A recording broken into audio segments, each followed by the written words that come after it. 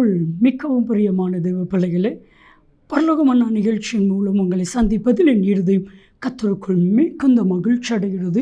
உங்கள் எல்லாரையும் இயேசு கிறிஸ்துவின் இன்ப இனி நாமத்தினாலும் கிராஸ் டிவி ஊழியங்கள் சார்பாக என் அன்பின் வாழ்த்துக்கள்.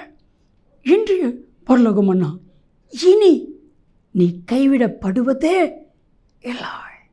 என் அன்பு தெய்வ பிள்ளைகளே, இன்னைக்கு எத்தனை மனிதர்களை நம்பி நம்ம கைவிடப்பட்ட சூழ்நிலையில் தள்ளப்பட்டிருக்கிறோம்.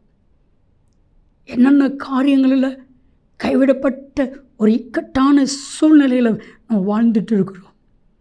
நீங்கள் நினைக்கலாம், நான் ஆண்டவருக்காக இருக்கிறேன், உண்மையாக இருக்கிறேன், பரிசுத்தமாக இருக்கிறேன், ஏன் ஆண்டவர் என்னை கைவிட்டா? வேதத்தில் ஒரு வசனம் இருக்குது. தாவீதுக்காரன் சொல்லுகிறான், சங்கீதம் 22:1, என் தேவனே, என் தேவனே, ஏன் என்னை கைவிட்டேன்? ஒரு கேள்வி நம்ம எல்லாரும் ஆண்டவரை பார்த்து கேட்கிற ஒரு கேள்வி. என் தேவனே, என் தேவனே, ஏன் என்னை கைவிட்டேன்? ஒரு வேளை இந்த கேள்வி உங்களுக்குள்ளே இருக்குமே ஆனால், ஆண்டவர் உங்கள் ஒவ்வொருவரையும் பார்த்து சொல்லுகிற கர்த்தருடைய வார்த்தை ஏசாயா 62:4, இனி நீ கைவிடப்படுவது இல்லை. நம்முடைய தவறுகளின் நிமித்தமாய் கைவிடப்பட்டோம், நம்முடைய அநியாயங்கள் நிமித்தமாய் கைவிடப்பட்டோம், நம்முடைய மீறுதல்கள் நிமித்தமாய் கைவிடப்பட்டோம். இனி நீ கைவிடப்படுவதே இல்லை. என் அன்பு தெய்வச்சனமே, இன்னைக்கு ஆண்டவர் ஒவ்வொருவரையும் பார்த்து சொல்லுகிற கர்த்தருடைய வார்த்தை, இனி என்ன நடக்கும்? இனி கர்த்தர் ஒருபோதும் ஒரு சூழ்நிலையிலையும் நம்மளை கைவிடவே மாட்டா, எப்போ கைவிட மாட்டா. நல்ல கவனிங்க, கர்த்தரை தேடும் பொழுது நம்மளுடைய கேள்வி, என் தேவனே, என் தேவனே, ஏன் என்னை கைவிட்டீர்? அதுக்கு ஆண்டவர் சொல்கிற பதில் என்ன தெரியுமா? இனி நீ கைவிடப்படுவது இல்லை. எப்போ கைவிட மாட்டார். சங்கீதம் 9:10, கர்த்தாவே, உம்மை தேடுகிறவர்களை நீர் கைவிடுகிறது இல்லை.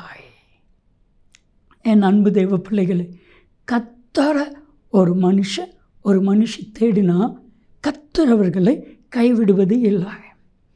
மதுரையில் ஒரு முறை ஒரு தாயாருடைய வீட்டிற்கு ஜெபிப்பதற்காக, இரவு ஆகாரம் சாப்பிடுவதற்காக எங்களை அழைத்து சென்றார்கள். அந்த வயதான தாயார் சொன்ன சாட்சி எங்கள் இருதயத்தை, என்னோடு கூட இந்த எல்லாருடைய இருதயத்தையும் அப்படியே உடைத்தது.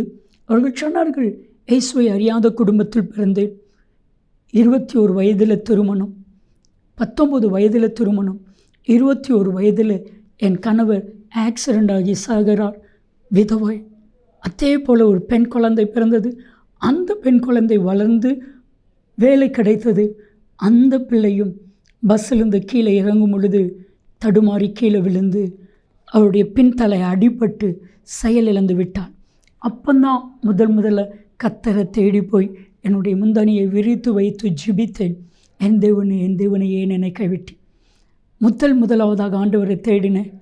அந்த ஆலயத்தில் ஜெபிச்சுட்டு ஆஸ்பத்திரிக்கு வரும் பொழுது மரித்த நிலைமையிலிருந்து என் மகள் எழும்பி டீ குடித்து கொண்டிருந்தாள். கர்த்தனை கைவிடவில்லை. அந்த தாயார் சொன்னாங்க, இதுவரைக்கும் கைவிடாத என் தேவன் இனிமேலும் என்னை ஒருபோதும் கைவிட மாட்டான். ஆதியாகமம் 28:15, கர்த்தர் சொல்லுகிறான், நான் உன்னை விட்டு விலகுவதும் இல்லை, உன்னை கைவிடுவதும் இல்லை. கலங்க வேண்டாம். செபிக்கலாமா? தகப்பனே, இவர்களை நீ இனி கைவிடாமல் காத்தர்றா, இயேசுவின் நாமத்தில் செபிக்கிறோம், ஜீவனுள்ள பிதாவே, ஆமென், ஆமென். பிரியமான தெய்வ பிள்ளைகளே, இனி நீங்கள் கைவிடப்படுவது இல்லை. நன்மையும் கிருபையும் ஆசீர்வாதங்களும் நிச்சயமாக உங்களை தொடரும். ஆமென், ஆமென்.